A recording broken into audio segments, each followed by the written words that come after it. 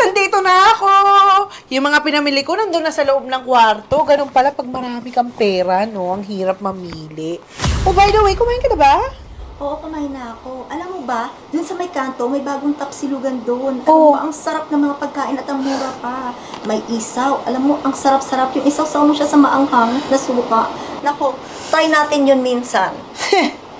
Excuse me, hindi na ako kumakain ng mga ganong maduduming pagkain, no? Hindi mo alam kung sino gumawa nun at paano ginawa yun. Kadiri. Grabe ka naman, Joanne. Parang akala mo hindi ka kumakain ng mga ganyang pagkain dati. Hep, dati yun, okay? Simula nung nakilala ko si Brad, alam mo yung pakiramdam na nalaman ko yung self-worth ko, na hindi ko kailangan kumain sa maduduming karinderya na ganyan, at ang kailangan, nasa fine dining restaurant ako. Ganon. 3 months pa nga lang kayo ng Brad na yun. Ang laki na ng pinagbago mo, Joanne. Teka nga, ilang taon na ba yung Brad mo na yan? 62-year young! Yes. Nako, parang tatay mo na pala yan. Ikaw naman masyado kang judgmental. Hindi ka ba naniniwala sa kasabihan na age doesn't matter?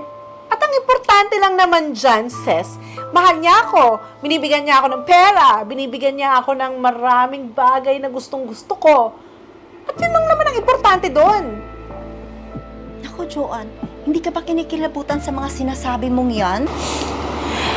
Alam mo, napapansin ko lately, napaka-kontrabida mo. Sis, kapag inggit, pikit.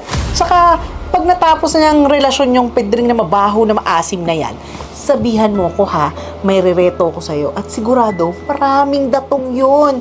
At saka, baka malay mo, makasama pa kita mag-shopping, di ba? Pero for the meantime, ini-stress mo ako, so kailangan ko mag-skincare bago ako matulog. So,